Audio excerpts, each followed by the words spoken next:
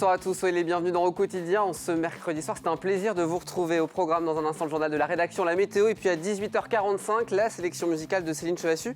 Et il se pourrait bien qu'on l'entende chanter ce soir. Et puis le rendez-vous littéraire de Nathalie Pelleté avec 2 ouvrages. On est absolument en vacances avec vous. Au programme, une randonnée qui tourne mal ou encore un tueur à gages qui s'est donné pour mission de rendre heureux ses victimes avant de les tuer. Plutôt particulier, on verra ça dans un petit quart d'heure. Mais pour démarrer, votre journal, on y va.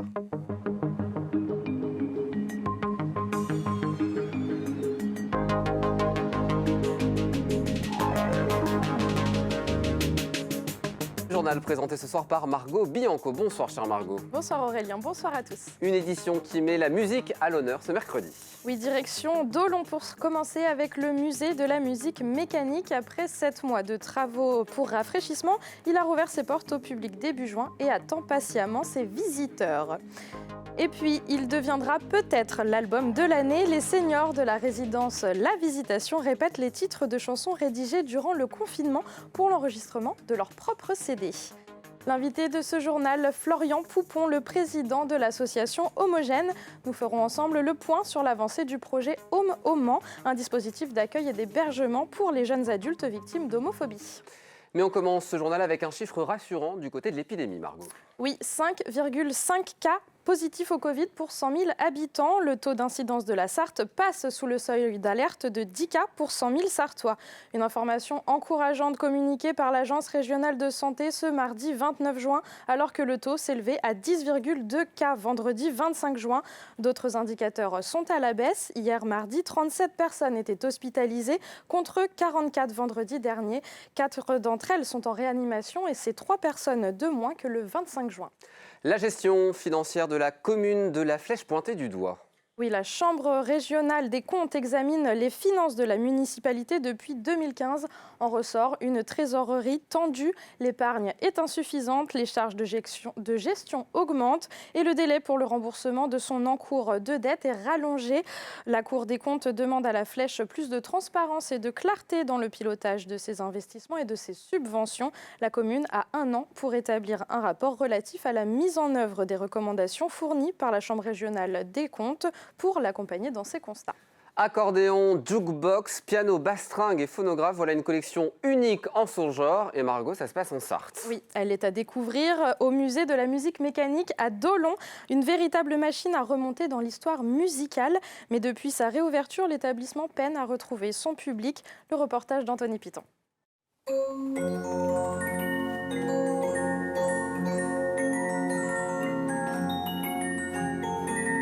Ce curieux instrument, c'est une boîte à musique du 19e siècle. C'est l'une des pièces phares du musée de la musique mécanique de Dolon. Le musée est rouvert depuis le 9 juin, mais les visiteurs ne se bousculent pas. Les week-ends déjà ont été un peu entre la pluie, la fête des pères et tout ça. C'est vrai que ça n'a pas été un début fort, mais on attend avec impatience tous les gens de la Sarthe qui ne connaissent pas forcément ce musée. Et, normalement, c'est les groupes, et les groupes, eux, n'ont pas repris. Au fil du musée, c'est un univers sonore qui se découvre. Tous les instruments sont en état de marche, comme ce piano sans pianiste. Ça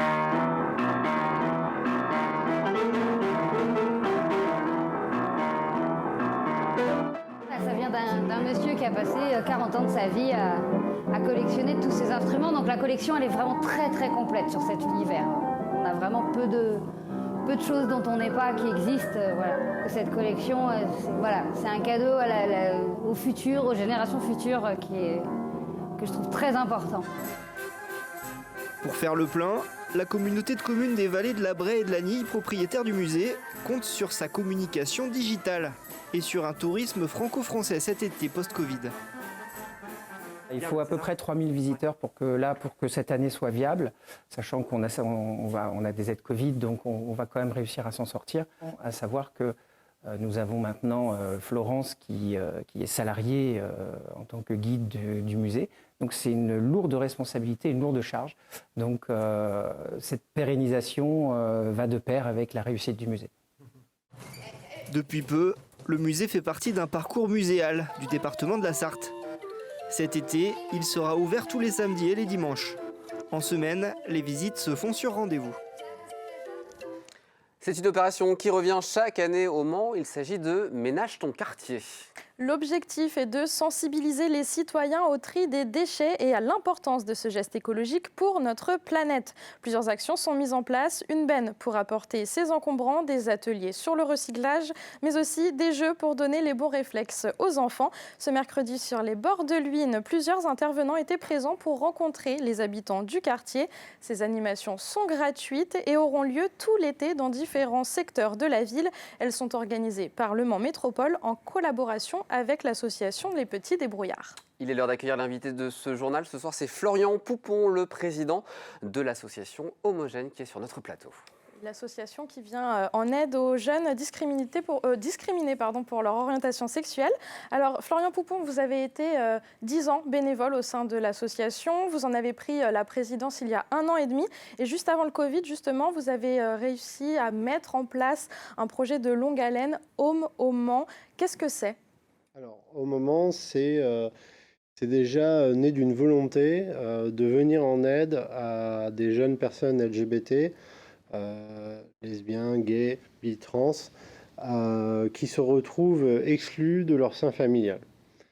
À partir de là, on a la chance au Mans d'avoir un planning familial 72 qui travaille et qui œuvre dans une synergie avec les différentes structures qui sont sur le Mans. Et on a pu mettre en place ce projet, un subtil mélange entre professionnels et bénévoles, bénévoles dans l'accompagnement, professionnels dans le soutien. Et effectivement, ça va permettre à des jeunes de retrouver le chemin d'un logement, le chemin d'un cursus scolaire. Alors ça a été un test un peu, surtout que le Covid est arrivé au milieu de tout ça. Où est-ce qu'on en est aujourd'hui avec ce dispositif ? Alors, je tiens à remercier déjà tous les professionnels qui ont travaillé dans ce projet, qui sont formidables et qui ont donné vraiment de leur temps pour accompagner ces jeunes. Et les bénévoles qui ont aussi fait un travail sur le terrain auprès de ces jeunes pour les soutenir. Aujourd'hui, ça a l'avantage, vu que c'est un projet qui progresse, c'est aussi un projet qui a tendance à se remettre en cause, à aussi revoir un peu ses copies. Vous l'étoffez encore, ce projet ? Oui, tout à fait, tout à fait. Je pense qu'il y a encore de belles choses à rajouter.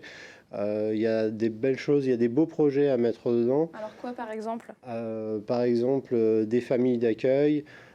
Il peut y avoir aussi un système pour financer peut-être les produits de première nécessité.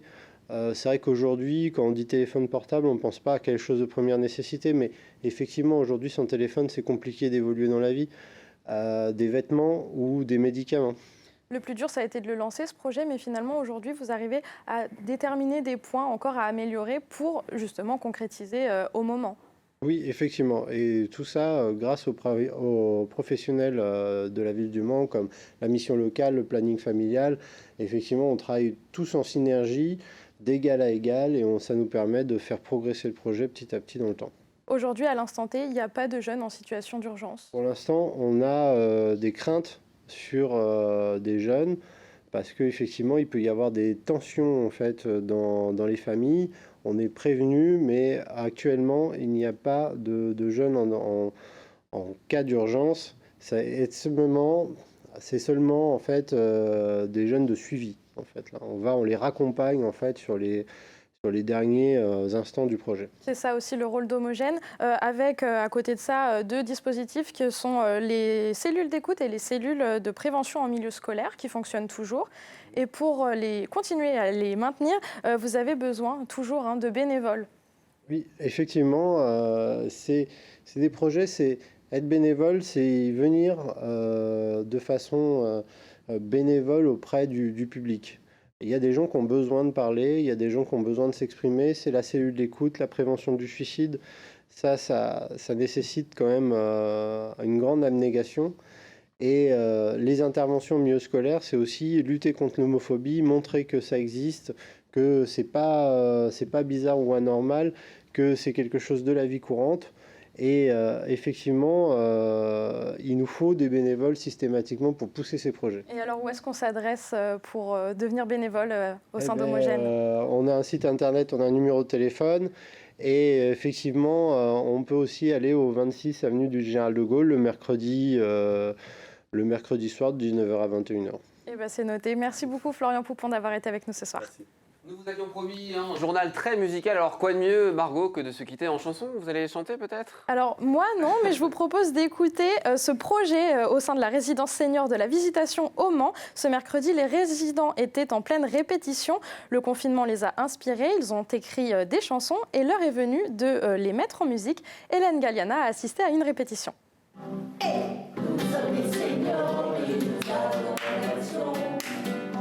Ces paroles, ce sont les résidents de la Visitation qui en ont eu l'idée. Pendant le premier confinement, ils ont couché sur papier des chansons. Aujourd'hui, elles prennent vie.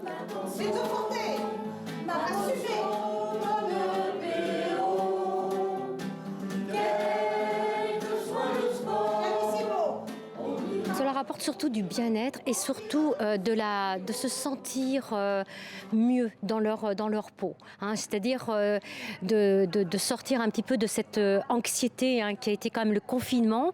Donc le fait déjà d'avoir chanté pendant le confinement, parce qu'on a quand même commencé pendant pratiquement 3-4 mois, ça leur a fait énormément de bien.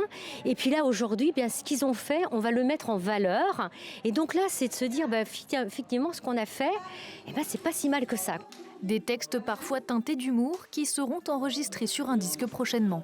Ils parlent d'eux, de ce qu'ils ont vécu, comment ils l'ont vécu, et c'est quoi d'être senior aujourd'hui, quoi, et au sein de leur résidence. Au total, le CD a 4 chansons. Ils espèrent pouvoir le sortir courant septembre.